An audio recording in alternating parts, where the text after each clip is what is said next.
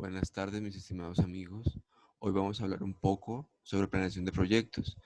Dentro de nuestra ruta de trabajos de investigación de operaciones, vamos a empezar, después de haber visto algunos métodos importantes, vamos a empezar a focalizar ya en la planeación de proyectos y el día de hoy vamos a hablar del cálculo de tiempos y la ruta crítica. Para ello, primero vamos a ver algunos aspectos que tienen que ver precisamente con ello. Entonces, vamos a iniciar con nuestra clase de hoy. Como decía hace un momento, vamos a hablar un poco sobre planeación de proyectos y en qué consiste exactamente cada uno de ellos. Vamos primero entonces a hablar sobre algunos términos que nos ayudan a trabajar sobre el tema al respecto. ¿Qué es exactamente un proyecto? Un proyecto es cualquier actividad conducente a obtener un propósito determinado y por ello tiene un inicio y un fin definidos. Acá vamos a involucrar tanto recursos como otro tipo de aspectos determinados por el tiempo. Las actividades de nuestra empresa, de nuestro proyecto, de cualquier cosa que queramos planear, siempre deben ser planificadas, siempre deben ser vistas como un proyecto, deben ser abordadas como tal para poder dar un resultado específico.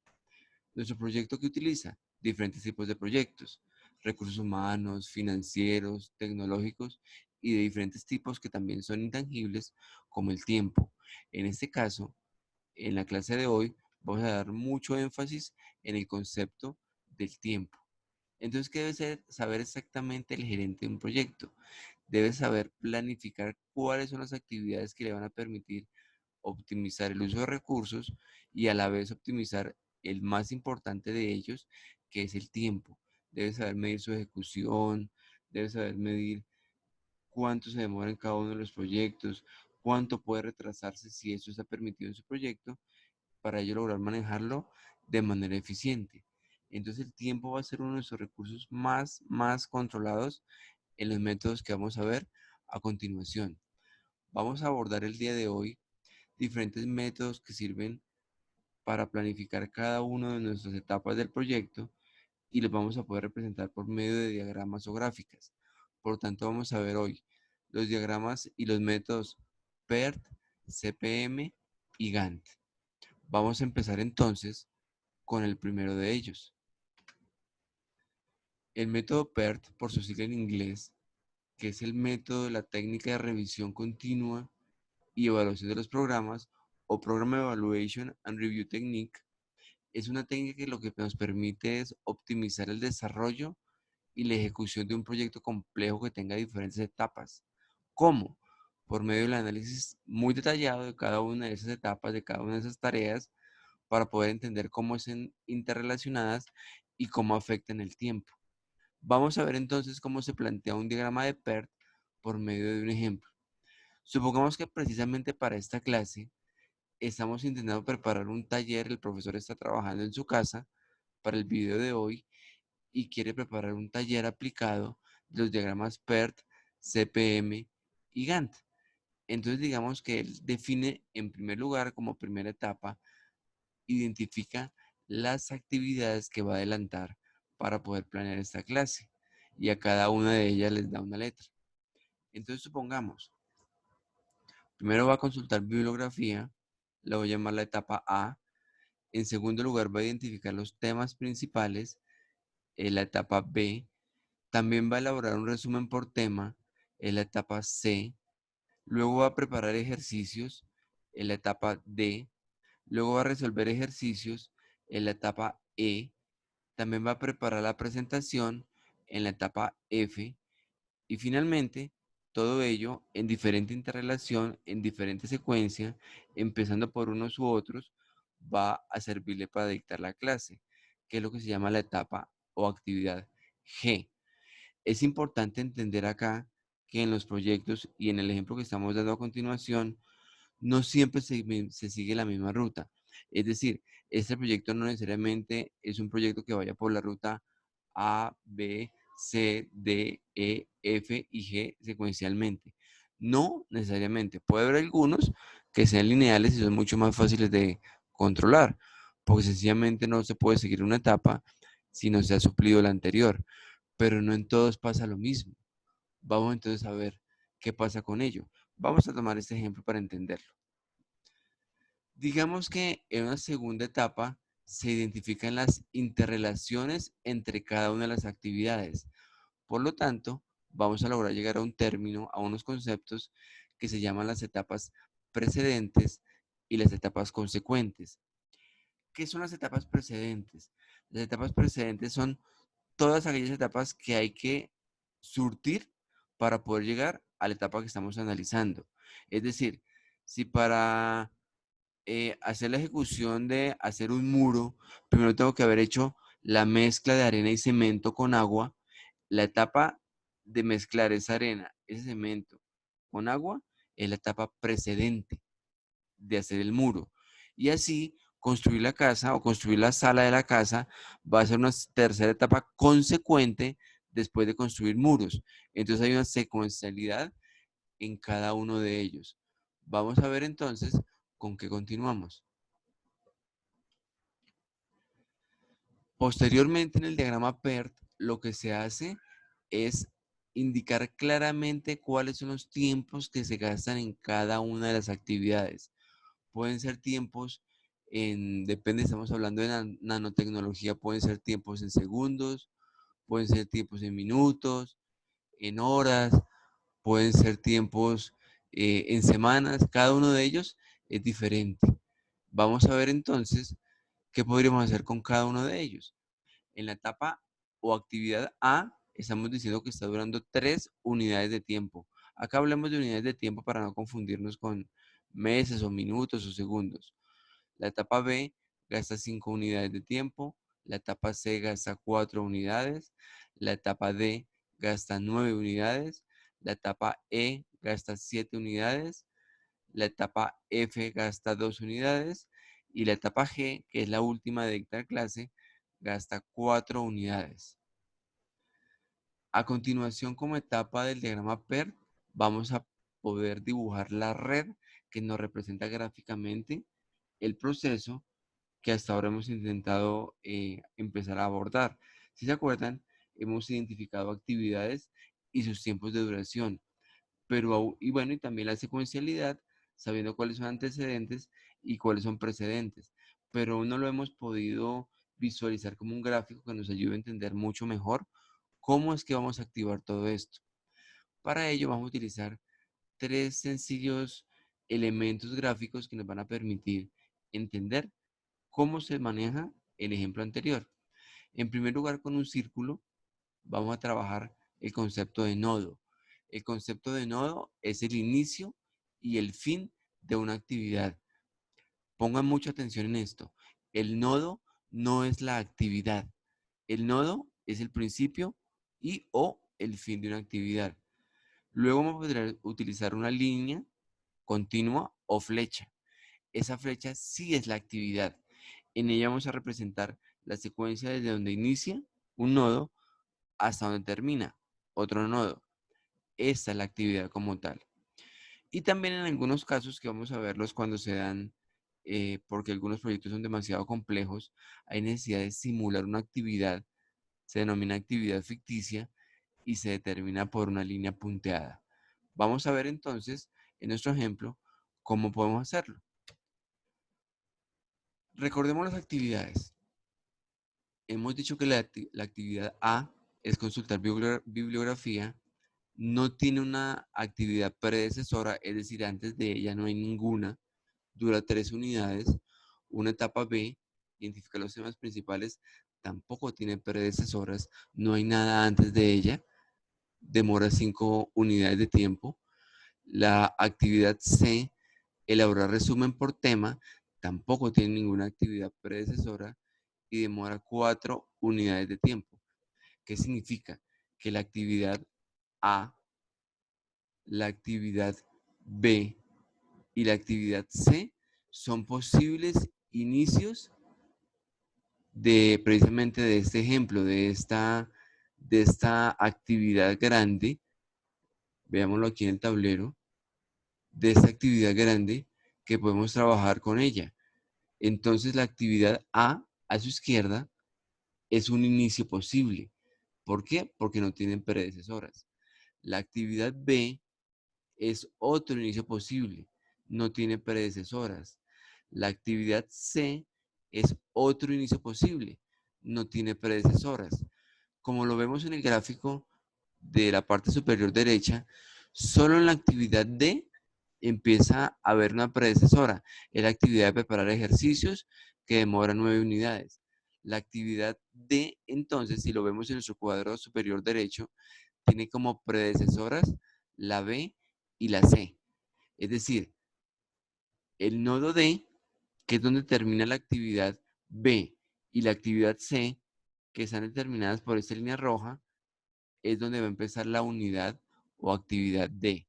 Entonces, acá como lo ven con el mouse, lo estoy señalando, la actividad B, línea roja, empieza en el nodo B y termina al inicio del nodo D. La actividad C, esta línea roja, inicia en el nodo C inicial y termina cuando va a iniciar el nodo D. Así se grafican todas las demás. Si continuamos con el nodo E, vemos en la tabla superior derecha que tiene como predecesora el nodo D. La actividad D, que es esta línea roja, inicia en el nodo D y termina en el nodo E. Y así con las demás. Fíjense, el nodo F va a determinar que la actividad F, prepara la presentación, inicia en su predecesora, actividad A, y termina precisamente en el nodo final, que es el F. Y la actividad G, también como lo vemos en la tabla superior derecha, inicia con predecesoras E y F, la F en este caso, la E en este caso, actividades que terminan en el nodo G. Vamos a ver entonces que para poder cerrar el ciclo, ya que nos damos cuenta que después de la actividad G no hay ningún otro, debemos crear un nodo final. Este nodo final nos va a permitir tener un inicio de la actividad G, ir recorriendo la actividad G, acá precisamente, y tener un final. ¿Qué hacemos a continuación entonces? Asignamos gráficamente los tiempos. Recuerden que las flechas son las actividades. Si ustedes recuerdan, la actividad A tiene una duración de 3 unidades, la actividad B tiene una duración de 5 unidades, la actividad C tiene una duración de 4 unidades de tiempo y así cada una de ellas. Cuando vemos este gráfico, podemos entender cada una de las actividades, cuánto dura, dónde inicia, dónde termina y todas ellas nos determinan que al final hemos terminado nuestro proceso de preparar clase y poder ir a dictarla. ¿Qué nos muestra este gráfico que empieza relativamente a complejizarse? Que precisamente hay una red de colaboraciones y una red de secuencialidad entre cada una de las actividades, lo que nos permite darnos cuenta que tenemos diferentes caminos. Por eso recuerden que este gráfico, este modelo gráfico se llama el modelo PERT. Es la técnica de revisión continua de evaluación de procesos. Entonces podemos empezar por el A, por el B o por el C, siguiendo los caminos. Nuestro proceso nos mostró que yo pude haber elegido iniciar consultando bibliografía, pero también pude haber decidido iniciar identificando temas principales o cualquiera de la A, la B o la C. Vamos a ver qué continúa entonces en nuestro proceso. Cuando tenemos ya una gráfica PERT, que tenemos clara cuál es la ruta, cuál es cada una de las posibles caminos o rutas también que podemos seguir y cuáles son los tiempos asociados con la secuencialidad, podemos continuar con el siguiente método, denominado el método CPM. El método CPM es el método Critical Path Method, precisamente denominado así porque es la forma en que nosotros podemos continuar o podemos elaborar el tema. Vamos a continuar entonces analizando cada una de nuestras actividades, cada una de nuestras etapas. Vamos a trabajar el método entonces que denominamos CPM, Critical Path Method. Este método es un método que se utiliza mucho, es muy común en administración y gestión de proyectos, que lo que busca determinar es cuál es la secuencia o ruta crítica en precisamente ese camino de secuencia de elementos que nos permiten llegar a una red de proyectos desde el inicio hasta el final con la mayor duración en ese posible intrincado gráfico de red donde hay diferentes caminos. ¿Para qué? Para ver cuál es el tiempo máximo y cuál es el tiempo máximo y mínimo que yo puedo determinar para llegar a un final de proceso. ¿Para qué me sirve ello? Cuando determino el tiempo máximo, la ruta crítica, sé que no puedo demorarme ni un momento más porque estoy desfasando totalmente mi proyecto. ¿Y para qué me sirve el tiempo mínimo? Para optimizar recursos. Cualquier retraso puede dañar la ruta máxima, el camino crítico máximo que puedo determinar y entre más me acerque al camino mínimo, pues entonces lo que hago es que logro los mejores resultados. Vamos a ver entonces cómo podemos continuar con esta ruta crítica. Recordemos lo que teníamos anteriormente. Teníamos actividades determinadas por el nodo de inicio y el nodo final y la línea roja en flecha que nos determina cómo va a ser el camino y tenemos unos tiempos. Veamos entonces qué trabajamos. Digamos que analizamos primero la ruta que parte del nodo A. El nodo A me determina, vamos a señalarlo aquí en el tablero para entenderlo mucho mejor. El nodo A me determina una ruta que puedo yo trabajar yendo hacia F, yendo hacia G y llegando al fin. ¿Qué me utiliza esto como tiempo? 3 en la actividad A, 2 en la actividad F y 4 en la actividad G. 3, 5, 4, 9 es el menor tiempo si yo inicio por la ruta A. Si yo inicio por el nodo B, la ruta B, puedo ir de B a D, 5 y 9, 14 y 7, 21 y 4, 25. El tiempo que me demoro si voy inicio por el nodo B con la actividad B de 5 unidades son 25 unidades de tiempo. Analicemos la tercera posible ruta, iniciando por el nodo C con la actividad C que me demora 4 unidades, voy con 4 y 9, 13 y 7, 20 y 4, 24. Entonces sé que si inicio por la ruta C, estoy demorando 24 unidades de tiempo.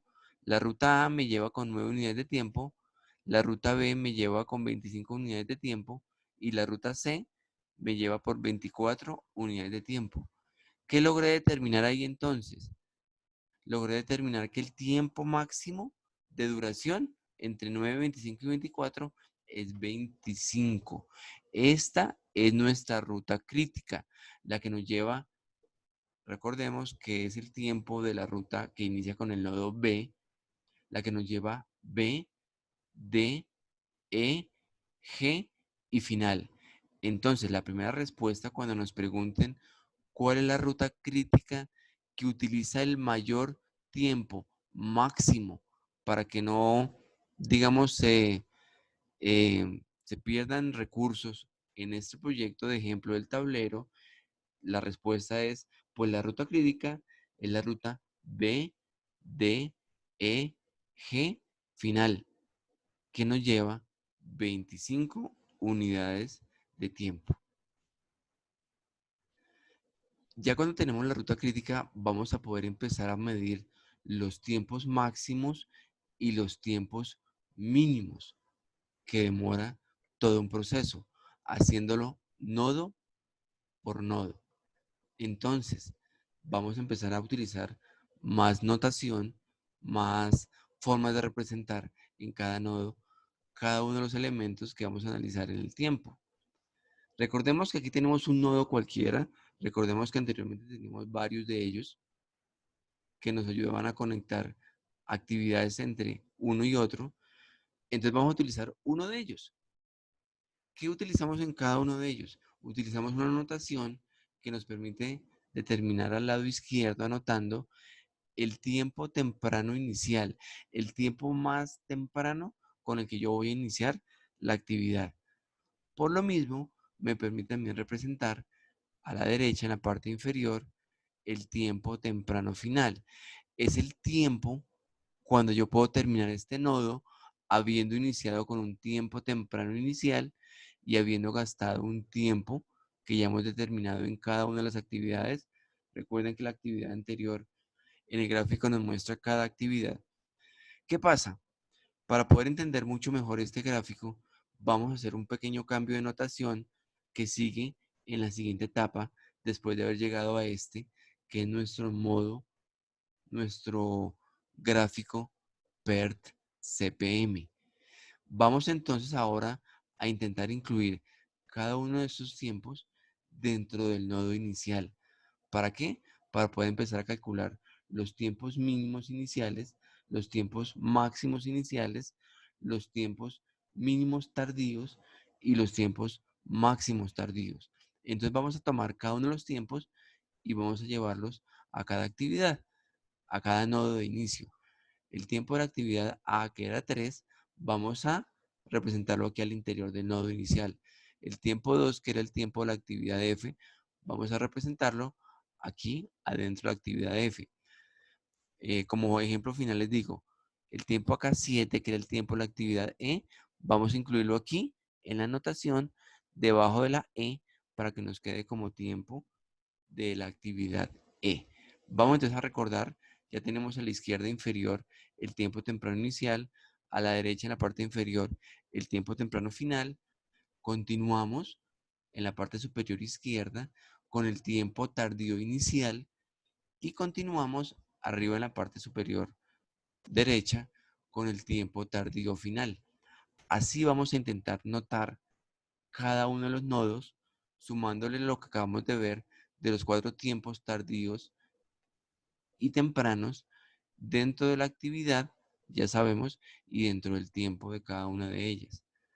Vamos a hacer un ejemplo entonces para la clase. Supongamos que estamos analizando un nodo dentro de la carrera de administración de empresas, el nodo A, y el nodo A digamos que lo vamos a tomar como el nodo que nos representa el inicio de cursar la materia de investigación de operaciones. Recuerden que el nodo nos muestra el inicio y el final, pero acá vamos a utilizarlo como el inicio de cursar la actividad de ver la materia de investigación de operaciones. Seguramente de acá de la actividad tendría que surgir una flecha que es la que nos va a demorar un semestre. Una flecha hacia adelante porque iniciamos viendo la asignatura de investigación de operaciones con la primera clase y nos va a llevar a lo largo del semestre hasta una actividad final que es la que nos va a permitir ver una materia posterior. ¿Esta materia cuánto se demora? ¿Esta flecha cuánto se demoraría? Se demoraría un semestre. Entonces la unidad de tiempo que utilizamos para este ejemplo es el semestre. Pero dijimos que para poder entenderlo, vamos a coger el 1 que estaba en esta flecha que estoy señalando con el mouse, con el puntero del mouse, y la vamos a incluir al interior. Entonces la actividad A tiene un semestre. Vamos entonces ahora a ver los conceptos de tiempo que estamos viendo, el tiempo temprano inicial, tiempo temprano final, el tiempo tardío inicial y el tiempo tardío final.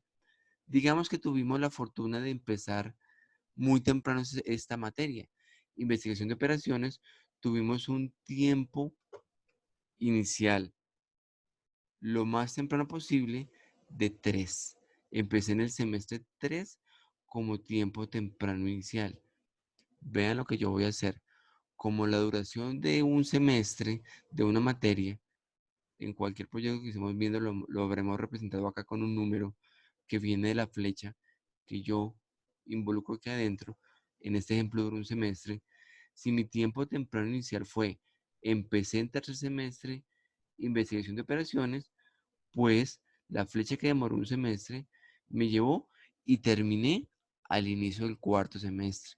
Entonces mi tiempo temprano inicial, si tuve la fortuna de empezar temprano esta materia, es el tercer semestre y me va a llevar a que termine al inicio del cuarto semestre. Es decir, cuando termine voy a poder empezar mi cuarto semestre.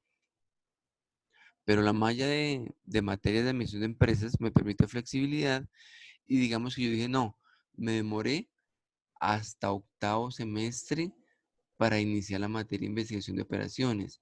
Es decir, mi tiempo, recordemos la anotación, tardío inicial, el de la parte superior izquierda del nodo, fue 8 en este caso. Me demoré hasta octavo porque pues mi evolución, mi dinámica y mis tiempos me hicieron ver materias en otros momentos, estar ocupado de pronto con la práctica, bueno, hacer diferentes actividades y empezar en octavo semestre. Pero la duración de la actividad A, que era la flecha que salía de acá, cuyo tiempo estoy representando abajo del nombre de la actividad A, siempre va a ser 1. Sea que haya empezado con un tiempo temprano, que me lleve de 3 a 4, o en este ejemplo, en este caso, que me lleve con un tiempo tardío de 8. Es lo más tarde que yo quiero empezar la materia para que, empezando en octavo, llevando un semestre con la materia, termine ¿dónde? Empezando noveno semestre. Entonces, fíjense de nuevo, si empecé en 3, sumo 1, termino en 4. Si empecé en 8, sumo 1, termino en 9. Así estoy representando en mi diagrama CPM cuáles son los tiempos tempranos y cuáles son los tiempos tardíos. Continuemos analizando qué más se hace en este modelo y en este tipo de gráficos. Vamos a suponer cualquier otro ejemplo, cualquier diagrama, cualquier proceso, donde tengo una actividad 1 que demora 1, una actividad 2 que demora 3, y una actividad, perdón, una actividad 2 sí que demora 3, y una actividad 3 que demora 2. Digamos que la actividad 1 yo pude haberla empezado como tiempo temprano en 3, sumo 1, termino en 4. Si termino en 4 la actividad temprana final 1, ese 4 se va a convertir en el tiempo temprano de la actividad 2. ¿Por qué? Porque hay una secuencia lineal. Si yo termino acá en 4, pues por obvias razones, empiezo aquí en 4. Si empiezo aquí en 4 y sumo un tiempo de 3, termino en 7. Va a ser mi tiempo temprano final.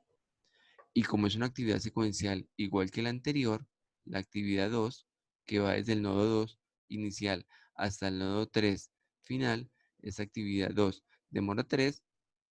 Entonces, si yo empecé con 7, mi tiempo temprano final de acá va a ser mi mismo tiempo temprano inicial de acá. Le sumo 2, me llega a 9. Es decir, esos tres procesos como tiempo temprano inician en 3 y van hasta 9. Si es analizando los tiempos tempranos. Ahora analicemos tiempos tardíos. Digamos que la actividad 1, porque mi proyecto me lo permitió, no empezó en 3, sino empezó en 6. Si empezó en 6, como la actividad 1 demora 1, el tiempo tardío final es 7. Como es una actividad secuencial, ese tiempo tardío final de actividad acá se convierte en tiempo tardío inicial acá. 7 más 3, 10. El 10 se convierte en el tiempo tardío inicial de acá. Y 10 más 2 nos da 12. Acá tengo entonces que el tiempo tardío final de la actividad 1.6 hace que mi proyecto termine en un tiempo tardío final de 12 después de pasar por la actividad 1, por la actividad 2 y terminar en la actividad 3. Continuamos entonces entendiendo el método CPM. Vamos a suponer otro ejemplo. Un ejemplo que tiene actividades A, B, C, D, E y F que tienen que ver con construir una edificación, de pronto un conjunto residencial, de pronto una casa de campo, de pronto una casa en la ciudad, que tiene actividades denominadas con las letras que acabamos de nombrar, de comprar el terreno, construir las bases, comprar los materiales, construir la estructura, construir las redes de servicios y construir también para hacer los acabados. Vamos entonces a continuar analizando que la duración de cada una de ellas tiene que ver con unidades de tiempo 2, 12, 4, 10, 8 y 10, y cada una de ellas tiene unidades y actividades predecesoras como se ven en la columna de la derecha del gráfico. Continuemos entonces analizando según lo que vimos anteriormente.